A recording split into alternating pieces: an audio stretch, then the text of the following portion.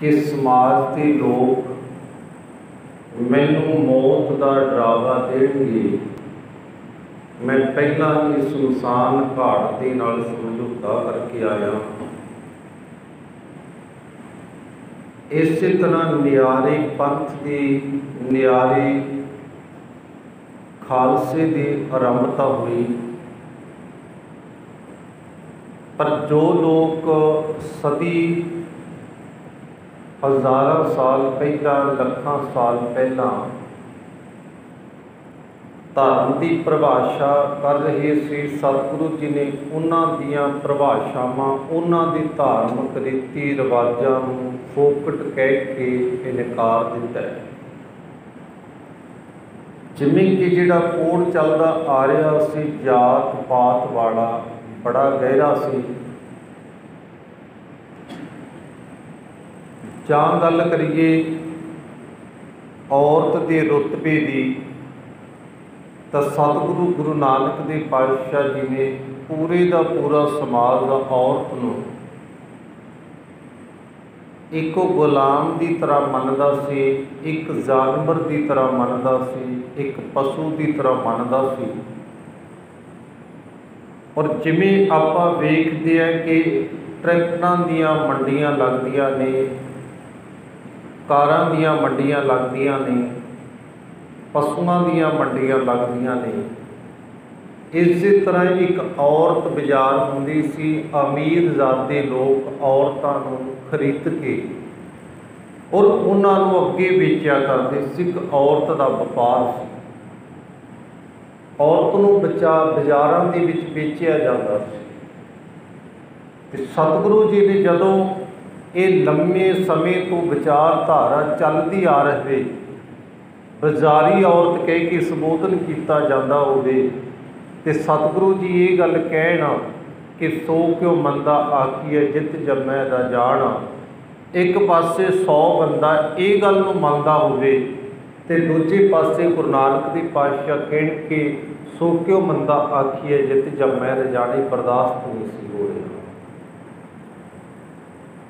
फिर सतगुरु जी ने वचन किया भी नीचा अंदर नीच जात नीची हूँ अत नीच, नानक तिन का संग साथ वड्डिया स्यों क्या रीस।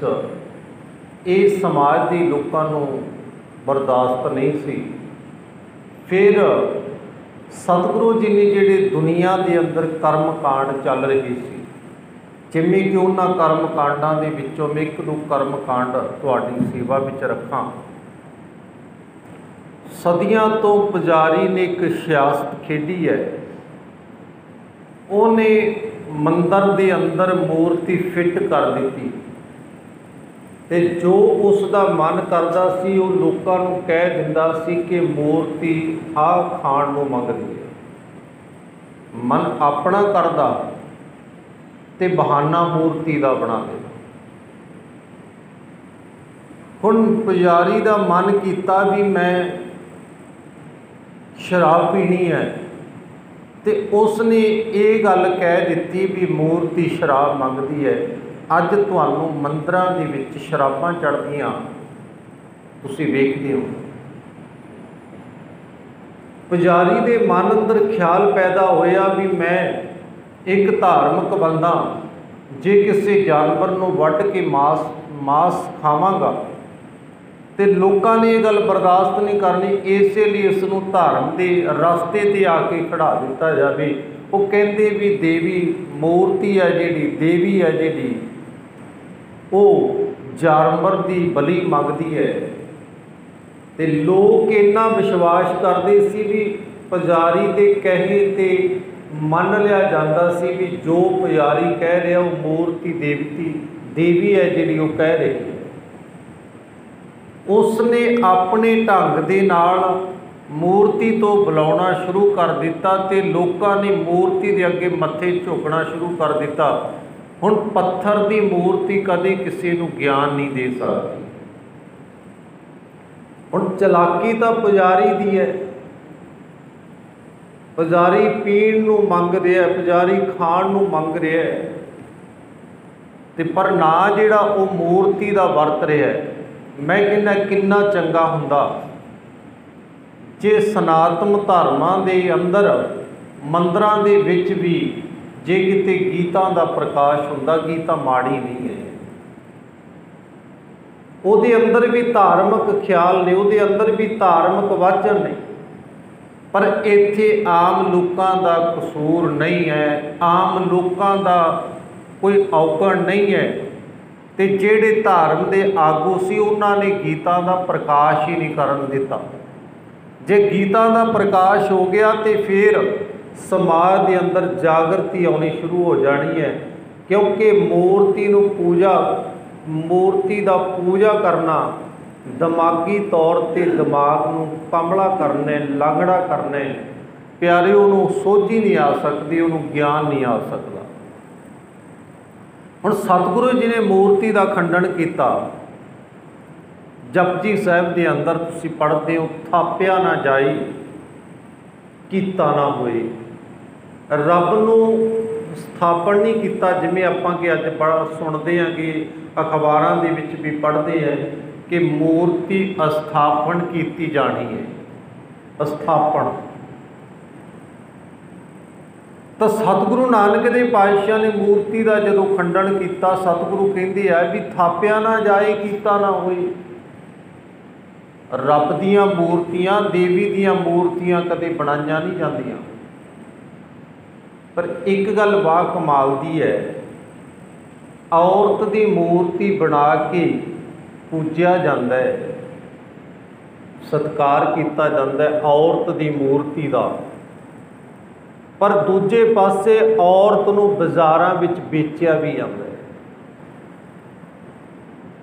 है तो बा कमाल दीयां गल्लां। एक पासे मूर्ति दे अगे फल चढ़ाए जाते ने, बकरे चढ़ाए जाते ने, शराबां चढ़ाईयां जांदियां ने, पर दूजे पासे बाज़ारां विच बेचिया भी जाता है। जिउंदी नाल आ विवहार ते पत्थर की मूर्ति के नाल आ विवहार किया जाता है। सतगुरु जी ने रद्द कर दी है। चल रहे जिहड़े कर्म कांड सी समाज के अंदर, उन्हां कर्म कांडां दे विचों मूर्ति पूजा। दूजी गल मैं इहदा दृष्टांत तुहाडी सेवा विच रखदा। सतगुरु नानक देव पातशाह जदों जगन्नाथपुरी दे विच जांदे है, सतगुरु जी वेखते हैं भी जगन्नाथपुरी के अंदर एक बड़ी सारी मूर्ति लगी है, तो मूर्ति के अगे वो थाली दे विच दीवे रख के मूर्ति की आरती कर रहे है। तो सतगुरु जी ने उत्थे खंडन किया है उस आरती का। सतगुरु जी कहते गगन में थाल रव चंद दीप कवणी तारिका मंडल जनक मोती धूप मल आनलो पवन जबरो करे सगल बनुराए फुलंग ज्योति कैसी आरती होए भव खंडना तेरी आरती अनहता शब्द विजंत भेरी रहा सहस तब नैन नन नैन है तोहे को सहस मूर्त नन्ना एक तोही हे अकाल पुरख वाहिगुरु तेरिया लखां ही मूर्तियां ने तेरिया लखां ही अखां ने तेरे लखां ही नक ने हे अकाल पुरख वाहिगुरु तेरी जिहड़ी आरती है वो गगन दे विच चमक रहे तारे कर रहे है हिमालय पर्वत तो सुगंधियां भरी जिहड़ी सुगंधी है फुल्लां दी खुशबू है ये अकाल पुरख वाहिगुरु तेरी आरती उतारी जा रही है। सतगुरु जी कहते ये झूठी आरती है, सच्चे मालिक की आरती तो उस मालिक के दर ते ब्रह्मंड ही कर रहा है। सो जदों सारिया चीज़ां कट दित्तियां जांदियां किते गल करी जाती है पितर पूजन की। पितर पूजना पितर का शब्द है जिहड़ा ये दो शब्दों तो मिले है। पितर जिमें माँ और पिता प्लस करके जानिए पितर का अर्थ है प्यारिओ भी मौत तो बाद बजुर्गों के निमित्त उन्होंने प्रशादा छकाउणा। तो ब्राह्मण जी ने यह भी आपां नूं कह दिता है कहते मौत तो बाद मुक्ति करवानी है स्वर्गां दे विच जगह तां मिलेगी जेकर तुसीं दान पुण्य करोगे। तो गुरु के प्यारे सतगुरु जी ने इस गल का भी जिक्र किया। भगत साहब भगत कबीर जी ने कहते जीवत पितर न मानै को मोए श्राद्ध कराई। श्राद्धां की जो गल आउंदी है तो सतगुरु जी ने श्राद्धां का जिक्र करके कट दिता है। हुण ये गल बर्दाश्त नहीं हुई जदों मूर्ति का खंडन किया जाए, श्राद्धां का खंडन किया जाए, दिनां का खंडन किया जाए, तो जदों प्यारिओ ये चीज़ों का खंडन किया गया उन्होंने विरोध करना शुरू कर दिता।